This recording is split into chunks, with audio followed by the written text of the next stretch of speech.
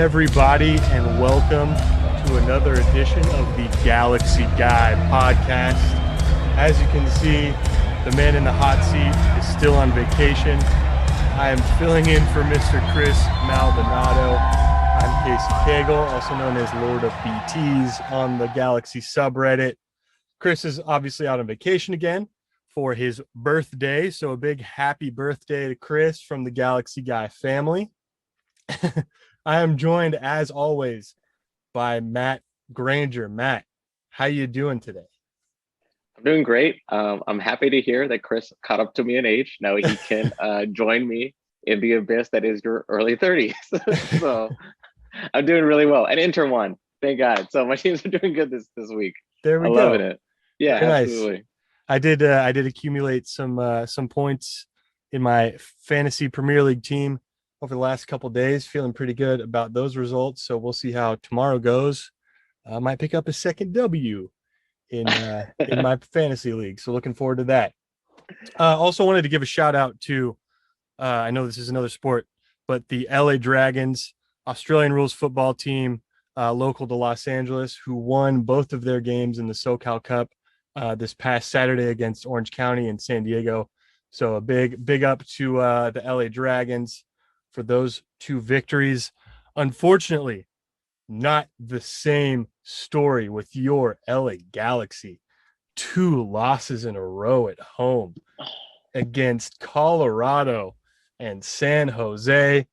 Tuesday night, 2-1 loss against Colorado at home. Friday night, 3 days later, 2-1 loss to San Jose Earthquakes at home. We'll get into the down and dirty of it. We've got lots to talk about here, good, bad, and ugly. I think we'll start with the good here. We're going to talk about both these games because I think we saw a lot of the same good and bad points in both of them. They both kind of mirrored each other in some ways, and we'll get into that. Matt, some of your good thoughts from these past 2 matches this past week. So I guess just like looking at everything as a whole, my good is actually going to be someone who's not exactly on the team. It's going to be one of the members of our media. It's going to be Sophie the Cannon Nicolau. And it's going to be because I just obviously I'm a big fan of Sophie's, but I just really admire her honesty. I think if you're in the media, it's not always easy to cut through all the fat and just kind of get to the point and call things out as they were. I think even in her tweet, she said this. She's after the San Jose game or during it. She said, "No grit, no fight." This is in reference to Cabral. Lost every challenge, too fragile, looks for fouls, not close to DP quality. And like for someone in the media to actually put that on paper is pretty brave. And then she goes into the press conference and she asks Greg, she says Kevin had a poor game. He was slight on the ball, had no tenacity. He was constantly losing the ball. And it seems like the play is breaking down even when the mid tries to direct the ball to him. It felt weak. And then she asked Greg what his thoughts were on that. I think if you followed Galaxy media for a long time, you know that we don't always ask the hard-hitting questions. So sometimes there's a lot of fluff in there. And I just think that, the fact that Sophie was able to really get to the heart of it and ask Greg the tough questions and just lay it out there the way it is, shows a tremendous amount of respect to the fans. It shows that she actually cares what we believe, that she's willing to call things out. And she's not going to put, the team in a situation where it's like, the king has no clothes. If the sky is blue, she's not going to tell us it's red. So Sophie the Cam Nicolau is my good for the week. Just for calling it as it is, she's probably the most honest, if not the only honest reporter for the LA Galaxy. She's definitely the gold standard. All the rest of us are just trying to keep up with her. So if you can, follow her on Twitter at Soccer Diva, or if you're into Premier League ship or Arsenal, the Highbury squad, because she just adds a lot to the game. Absolutely. And I encourage you all to go and watch that press conference from the San Jose post game. It is a rather interesting one. Some really weird points that I'll get into later when we get into the latter portions of this segment. Also wanted to give a shout out to a few players who performed pretty well and who have been consistent performers throughout the season. We've mentioned them numerous times here on the podcast.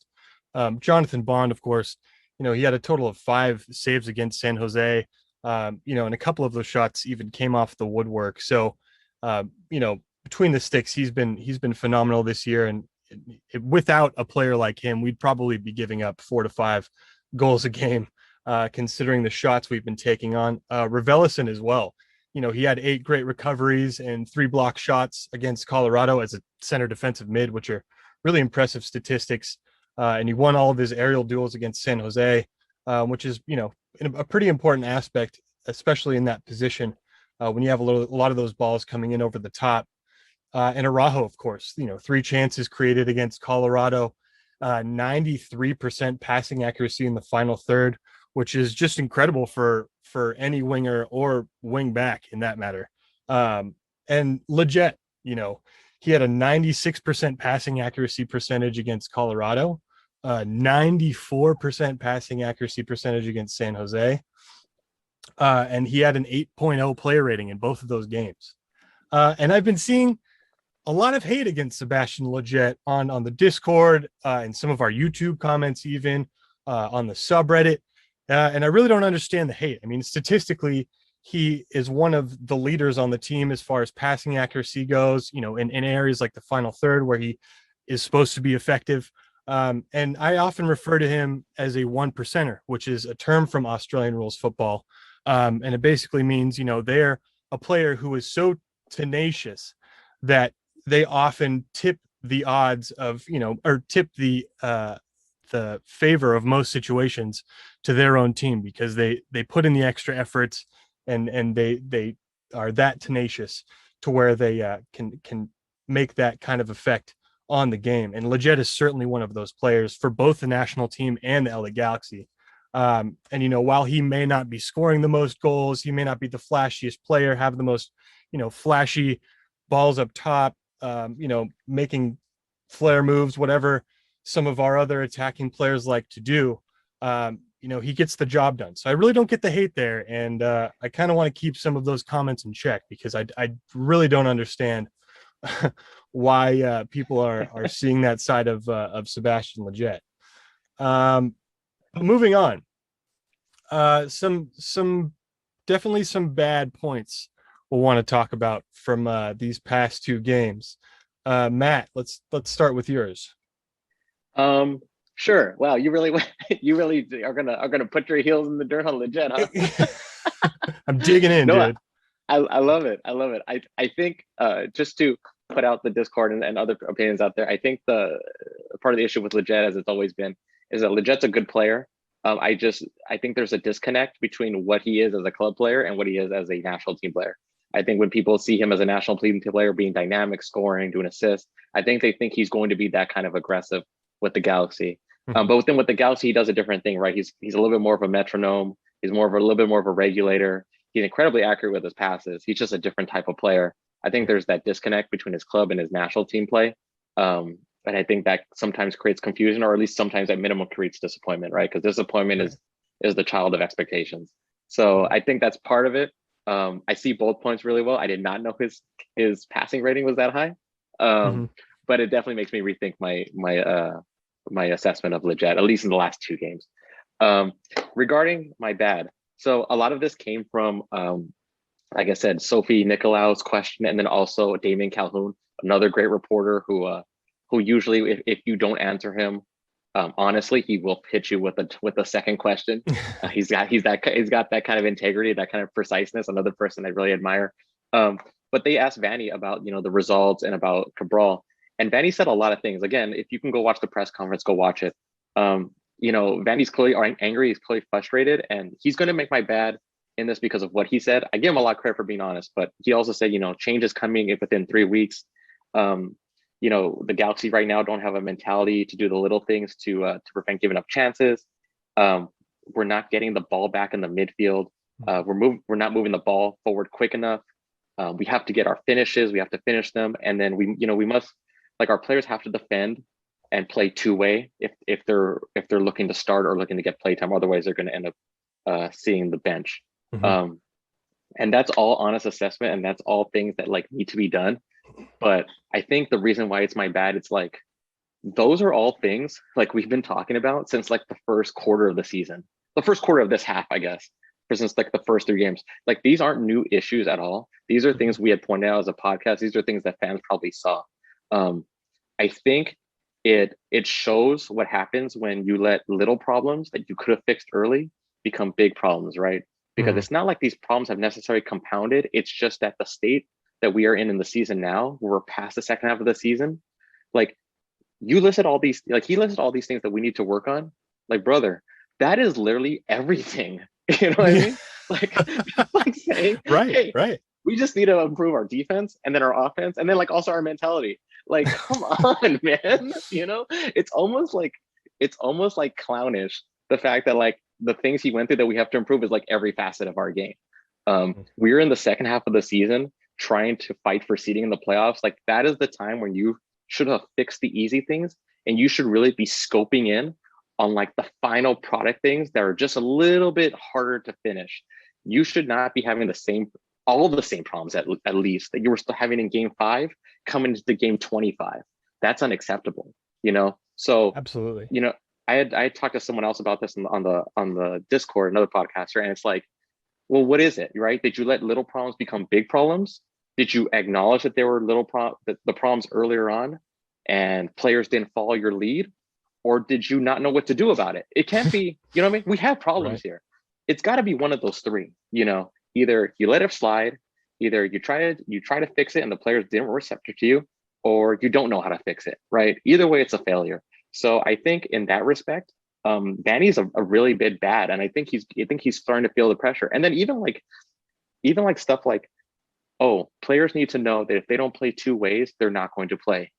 Like that is a day one thing you tell your Right, players. right, You right. know, that is like Exactly. day one. And then like if they don't know that already, and you're gonna be now you're gonna be Mr. Like, I'm on top of it. I'm gonna ride you guys. You gotta play it both ways. Like if I'm a player and my livelihood depends on like my play time and my next contract depends on my play time, I'm gonna be like, okay, so if I don't play 2 ways, I don't get play time. What about this guy? What about Cabral? That guy don't play 2 ways, right? He gets plenty of play time. Like he's gifted a starting position.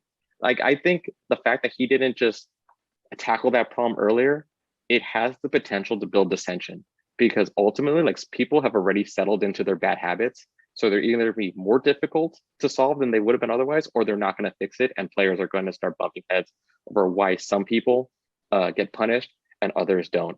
Hmm. Um, like I said, this is something that should have been done before, and it just shows like a colossal failure of like what happens when you don't hold accountability too early, when you just continue to make excuses like, oh, we just need more time. We don't have all our players. Like these were cultural issues. Like all these problems he listed, that should have been systematic culture stuff he should have acknowledged right away. And the fact that like all of a sudden right now he's going to fix it in 3 weeks, and I don't know what happens in 3 weeks, right? I don't know if the next Marvel movie comes out. That's why he said 3 weeks.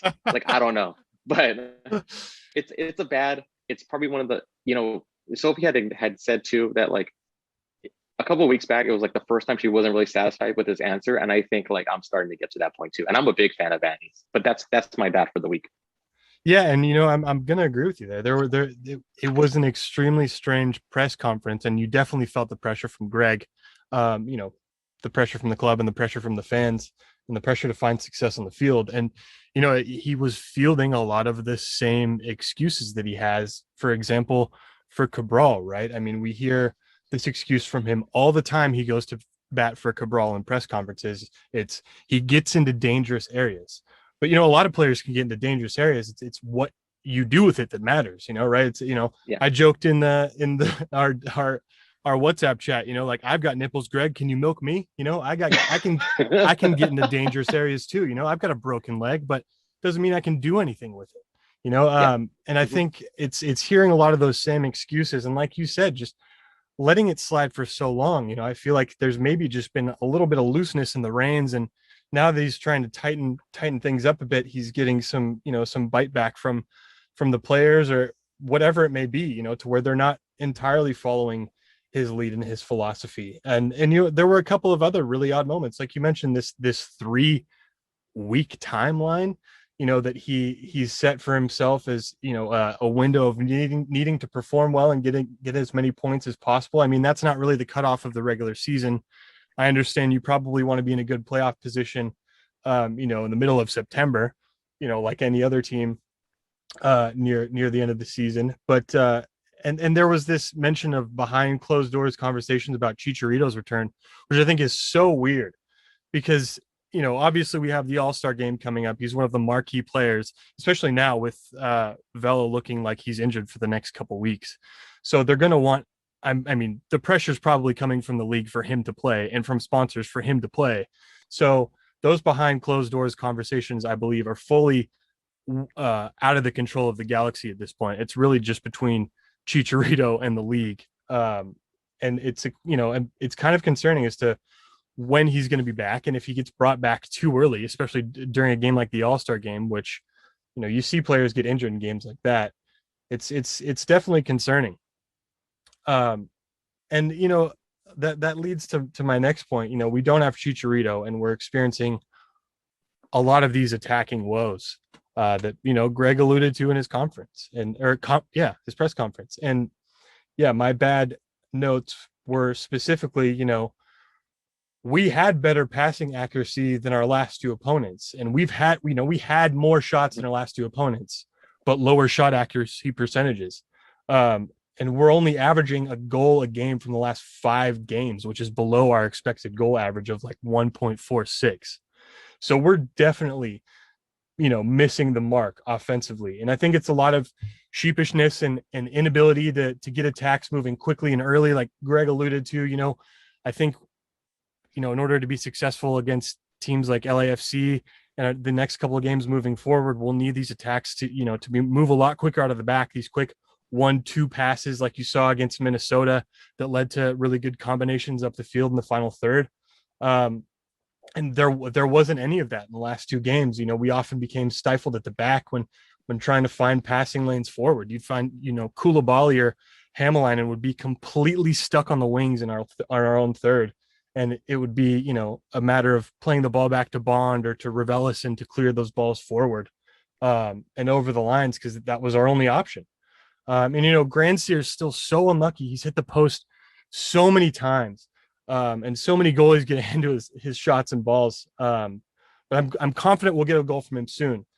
And Jonathan Dos Santos, he's having trouble picking his moments to shoot and pass when he's around the 18, specifically in the Colorado game. He came on in the second half and had, all the space in the world to shoot from outside the 18 and chose to kind of take a couple touches with it and pass it off to a player on the wing. And same against the San Jose game. He took way too much time with the ball in space outside the 18, ended up shooting it, and it was blocked by a San Jose defender. Cabral failing to find the back of the net, isn't making good decisions with the ball in the final third, and he's had goals in the last 5 games, but he needs to be producing more, and we need to see more from Joveljic if we want goals in the absence of Chicharito, because we're not creating them at this point in time. And all of the points for which seem rather obvious. It's just the lack of quality and the lack of being able to finish those chances in the final third. Matt, any additional thoughts on the bad of these last two games? I actually think you segued pretty good into the ugly again. Casey, we have great chemistry. I don't think we need Chris anymore. Sorry, Chris. No, my ugly is going to be the 3 DPs, and I'll go over some of the stuff that you already went over as well. Chicharito, he's wonderful when he's on the field, at least this year, at least. He's very productive. I have 100% confidence that if he's on the field, he's going to score, or he's going to do everything physically he can to score. But the enigma of that injury, right? Like he went out precautionary. That was 2 months ago, 2 months ago for a precautionary injury. It just leads me to further believe that we weren't really told the truth from the get-go, that they were hoping that if they just avoided surgery, maybe he could come back. I just don't, I know everyone was like, oh, we need a backup striker. Joveljic was so informed, so well recruited. You don't sign that guy unless you actually believe your starting striker's not coming back. Right. He's been, like I said, Chicho's just been out for 2 weeks. If you watch the press conference, Greg alludes that it could be another three weeks. He says if he's not good to go by this week, then there's no reason to rush him for the next 2 weeks. So we're looking at 3 months without Chicharito. Like I said, if you get injured, you get injured, but it's just a further frustration, right? Of Galaxy having a DP that doesn't play. Yeah. And I can't help but feel that like this was ultimately like Chicharito's doing a little bit because he got himself out of shape in 2020. He hurt his calf, and then we've just been living the consequence since. Could Yeah. the calf injury have happened regardless? Maybe, but I don't know. In my own experience, when I got out of shape, that's when the calves went right away. And I don't think there's any doubt that Chicha came into the last season fat. So it just is what it is. I mean, he did. He looked like me in a jersey. He would look like he was wearing an XL. It is what it is. He looks better this year, but I know an XL authentic when I see one. The second one being Jonah, right? Like Jonah looks like a shell of himself. I think the majority of the community can't wait. I mean, not can't wait, but I think they're ready to move on from Jonah. I think if anything, now he's playing himself out of a TAM deal even. And I think that he his lack of confidence with himself physically, maybe because of the groin injury or the abductor injury, is now bleeding into his play. Like you said, he's unsure when he's put his passes. He's unsure with his shooting. And it's netting poor results for us because there's times he could have taken a shot on goal that might have resulted in a goal and he just doesn't take it. So that's another DP we're really not playing with.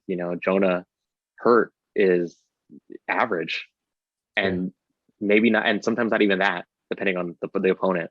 And then lastly, it's Cabral, right?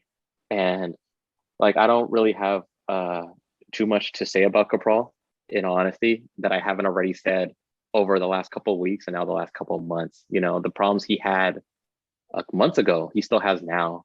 They have not really advanced. He's gotten a couple more goals. He's still on the lower end of like DP production. He just hasn't developed. He just is the guy he is. I look for reasons why this could be. I don't know. He had a good year. 1 year. So he had like 3 years where he played for Valenciennes and 2 years as a starter. His first year as a starter, super duper lackluster. His second year, he really blew up. But his second year, there was no fans. His first year at Valenciennes, he was playing in front of 7,500 people. I just maybe think he just doesn't know how to play in front of people. Like maybe he just has performance anxiety. I have no clue. At this point, we're just searching for reasons why it might not be working because I think we're just afraid that he might suck.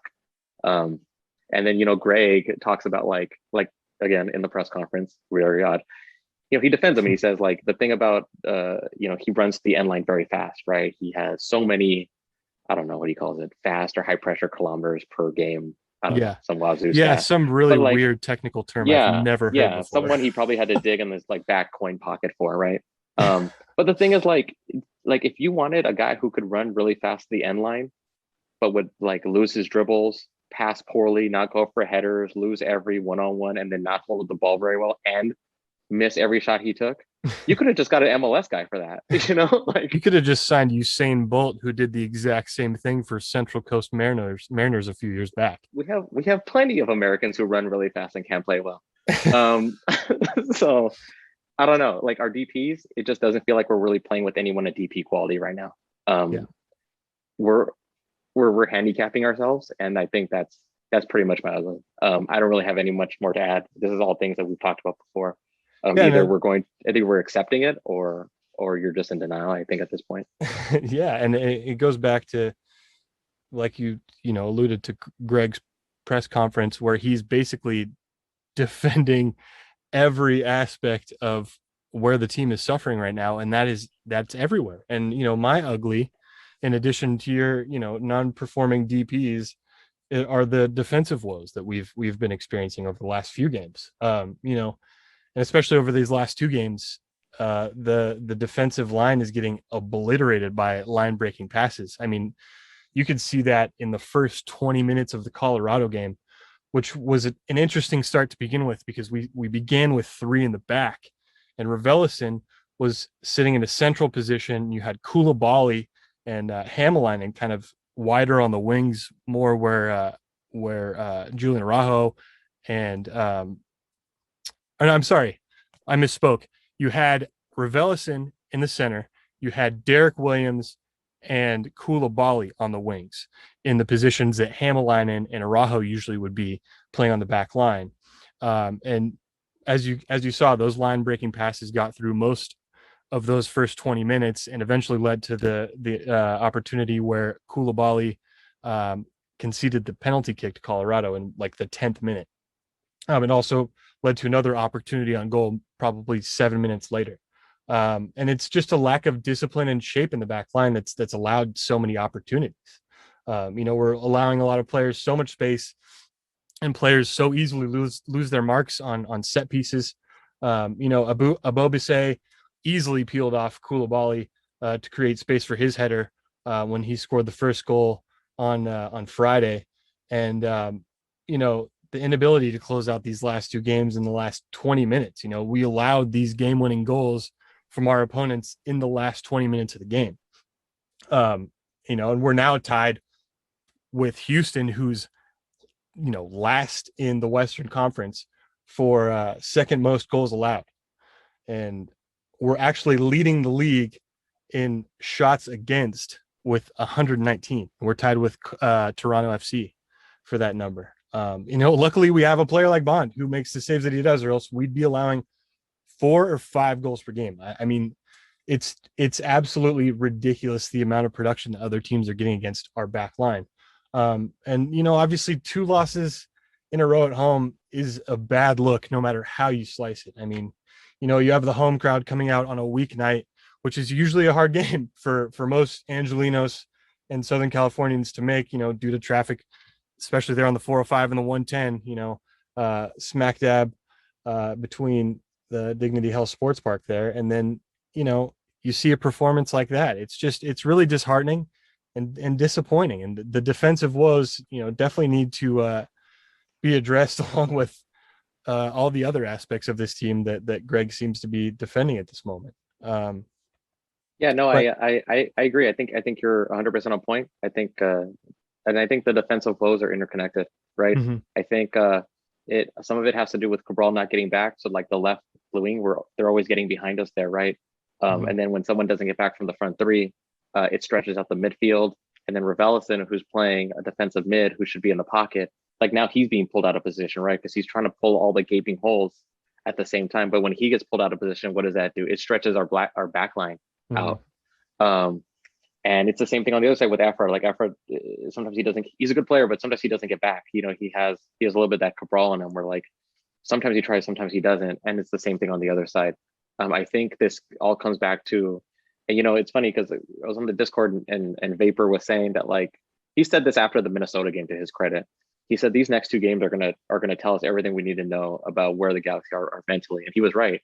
It was 2 home games. It was a great opportunity to go to first, and the Galaxy just collapsed under the weight of their own mistakes.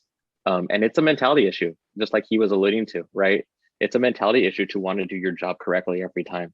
And if you don't have that mentality and you don't do your job every time, like the old saying goes, the way you do the little things is the way you're going to do the big things. And those big things ultimately undo you. So I definitely think you're 100% on point there. I think there needs to be more accountability. But again, I've been saying that all year. And I've been told that we just need more time. So I guess we'll just go forward. But it just goes to show you, like, even when we pointed on the pod, like how devastating it was to lose that 3 away game home stretch, right? At the time, it didn't seem like a big deal. But you look at MLS now, on Tuesday, we're in a position to go into first place. I mean, we're here on Sunday. What place are we in? We're in fourth, sorry. Fourth. It's a big swing, right? You could have been in first. You're in 4th place at the end of the week. Right. Who knows what will be in the next 2? You can't take anything for granted at this point. But I think you're 100% on, Casey.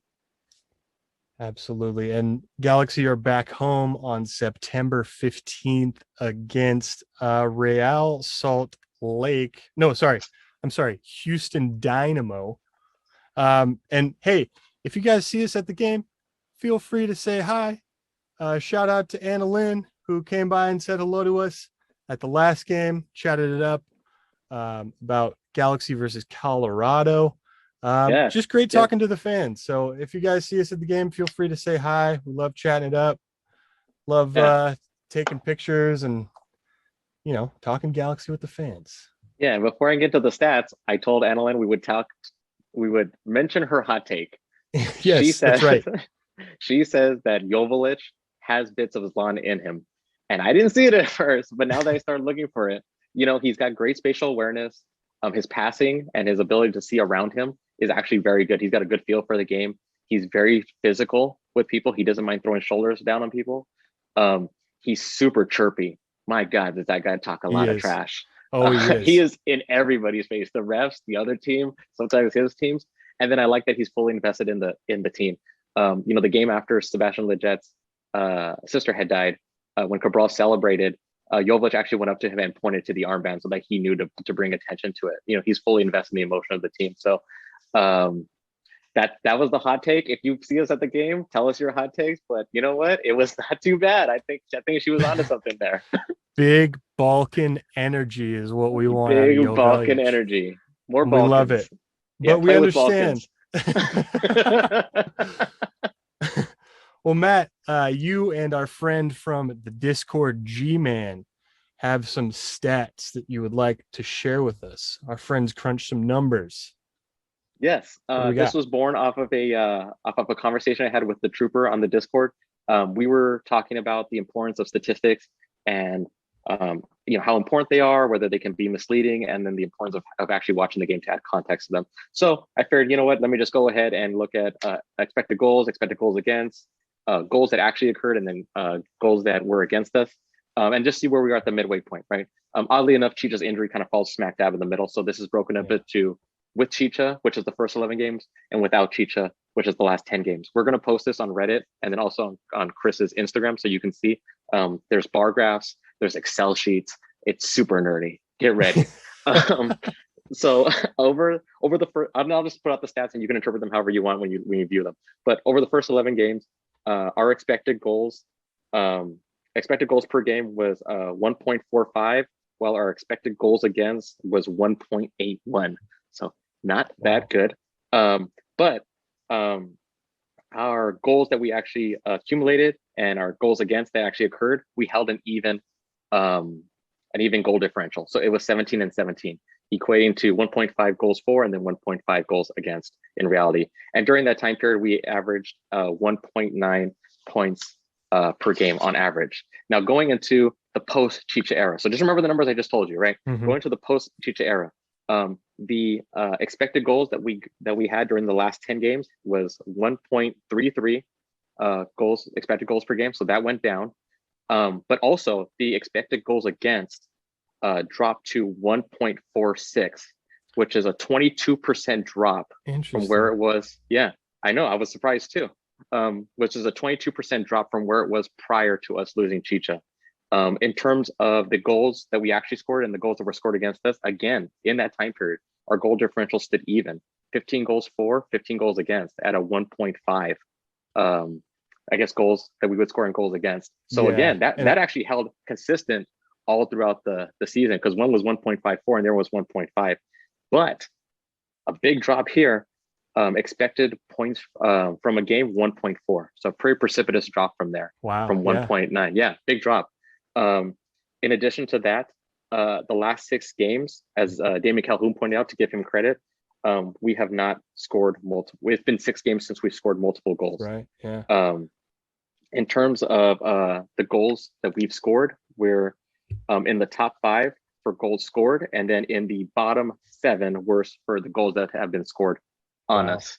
So just some stats to read into. Obviously, that is a really interesting metric that we have, a lower expected goals against, but also a lower expected points per game average out of that. But I guess that metric is kind of skewed against the last few results for us, right, where we only conceded 1 goal. But that is really interesting. That's so crazy.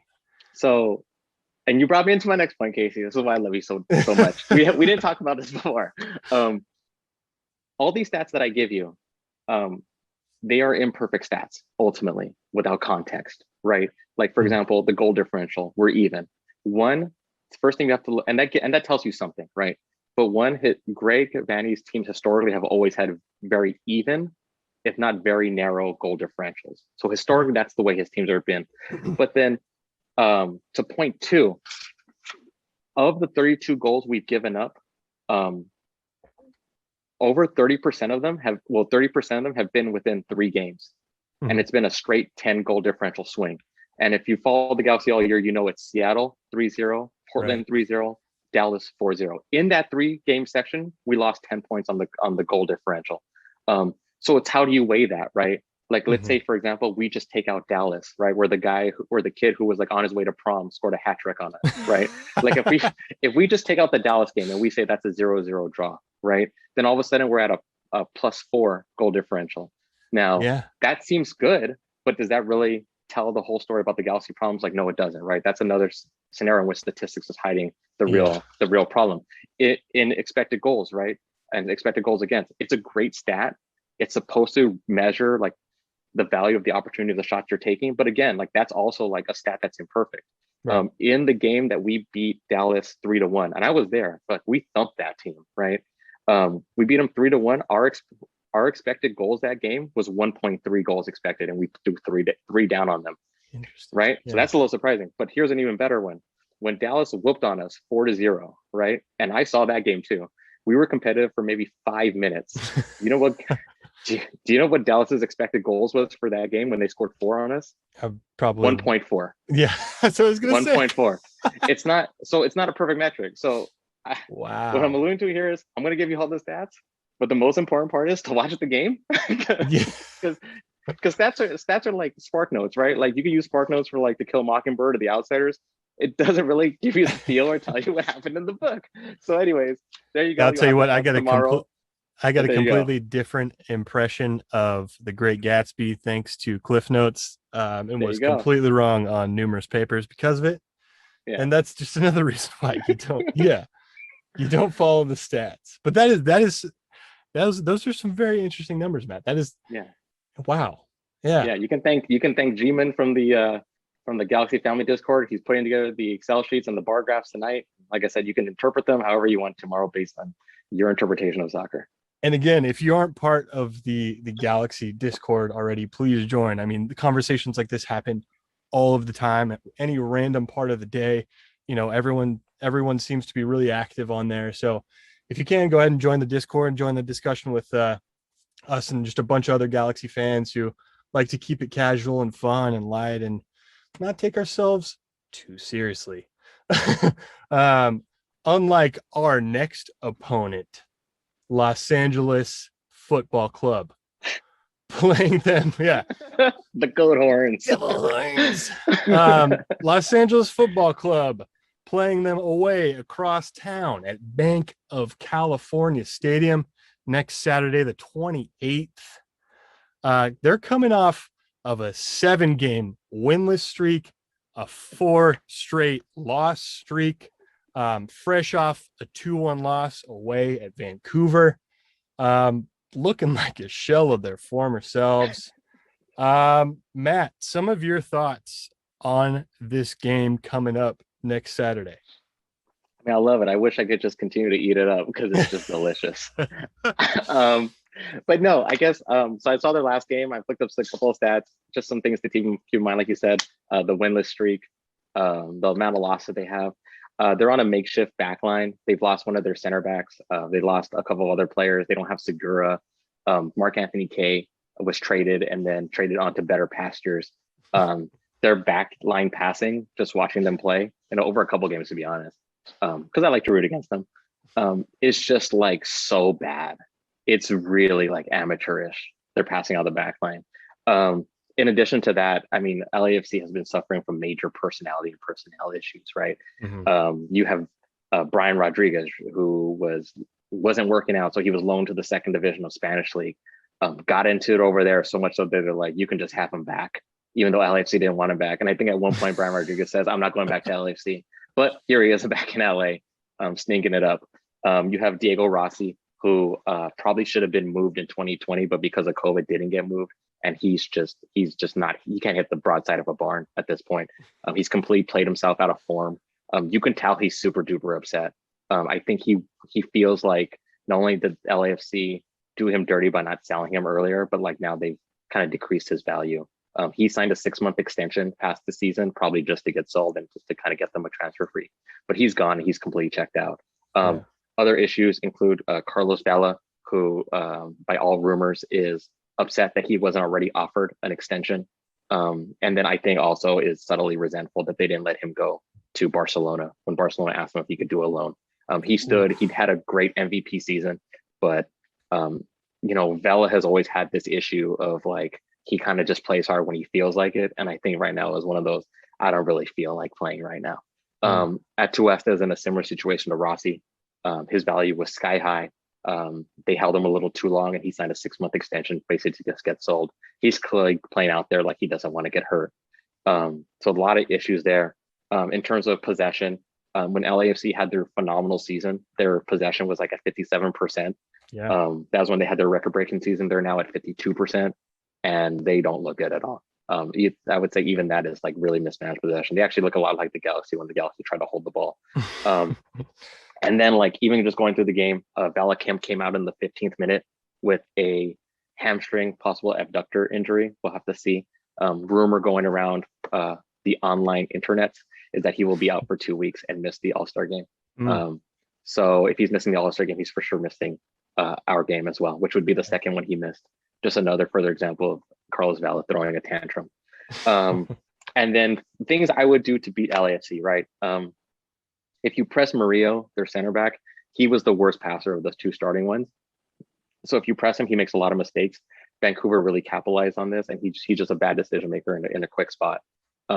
Their new signing from Korea, he's great going forward. He's awful going backwards. He's not a particularly strong defender. If you get behind him, he can't catch you, and he's not physical enough He's to clumsy push you too. off the ball. He's super clumsy, yeah. He gives a lot of cards away.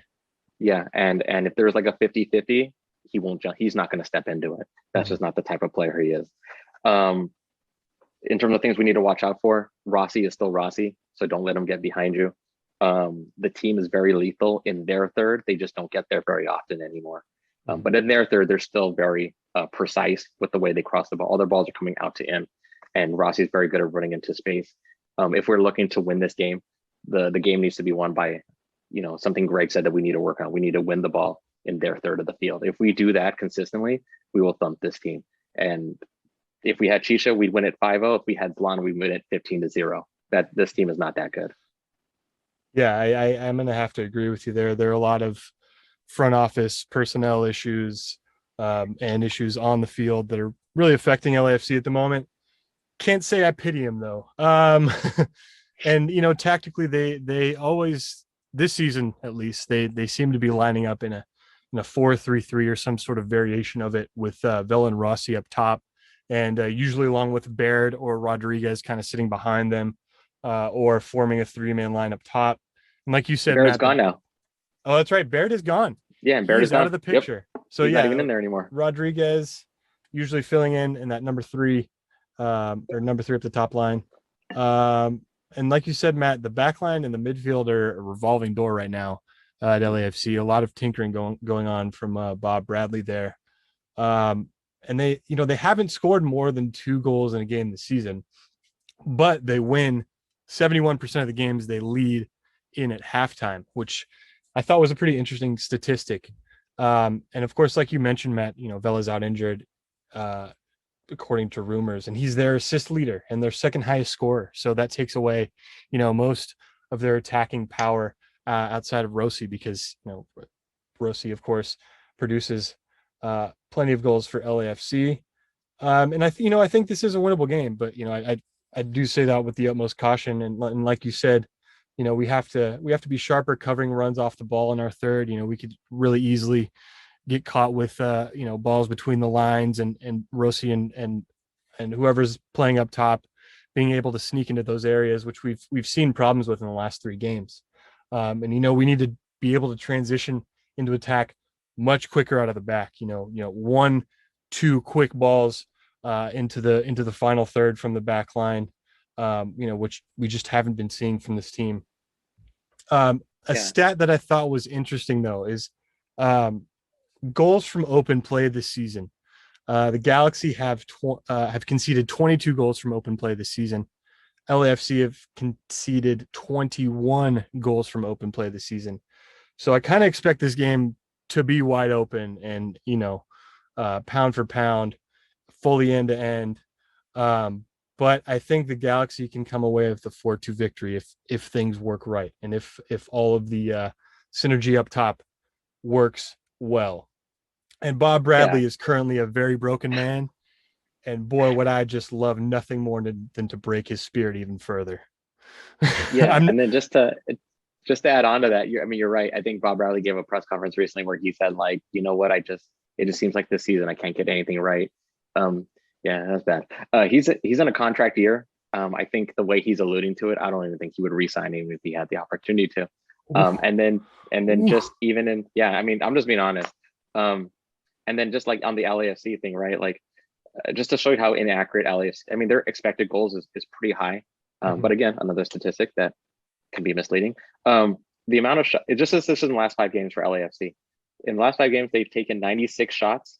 They've only, out of those 96 shots, netted 5 goals.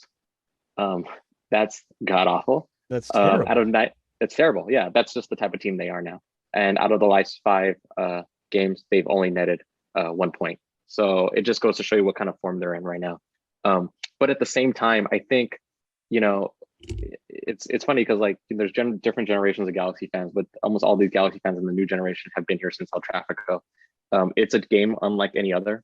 There's going to be a lot of emotion. There's a lot of rivalry in it. I mean, we're a team that looked god awful on the ground just to come back and beat the brakes off of LAFC out of nowhere when they were at the top of their mountain. So it can be done. Um, I think you're looking at two teams that are at an emotional crossroads. LAFC is basically at that point right now where they have to decide because they're in 8th place. I think they could drop to 11th if they lose to us. They're at a point where they're either going to pack it in or they're going to fight back to try to get to that 6th, 7th spot, right? And then we're at a point right now where we're looking at the future, and it might not include Chicha in the near term. And we've gone from 2nd place all the way down to 4th, and it's just how much farther we're going to fall. So it's an important game emotionally for both teams, but because it's so important, it's a great opportunity, like any failure that you've had before, to turn it around, right? Like if like legends and people's legacies are written on this game already that we'll never forget. If Cabral comes out and hits a hat trick, all is forgiven, and he's just that guy, right? This could be the big turning point for him. If the LA Galaxy come out and thump LAFC at home and send them packing back into the abyss, that's going to be a big moment for the team. It's a great opportunity to turn things around. It's also a great opportunity to put another nail in the coffin. Hopefully they're taking it seriously. I think the last game we played against LAFC, I was much more confident. This game we're just going to have to see because I don't know what this team is made of. I think on their best day, this is like MLS Cup contender. I haven't backed down from that. But that's predicated on them improving. That's predicated on becoming stronger as individual players and then as a team. And that's predicated on Gray getting a handle on things. So it's going to be a big litmus test game for the team, but I'm really looking forward to it. I love these games. Absolutely. Both teams will be battling for the points as important as they are in this Western Conference race. And hopefully the Galaxy will walk away with all three.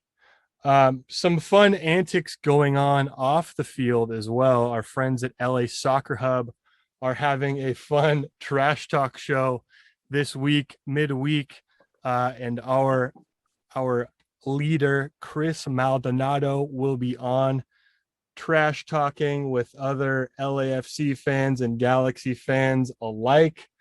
So if you want to give him any tips or suggestions, feel free to give us a comment or drop us a DM on Instagram.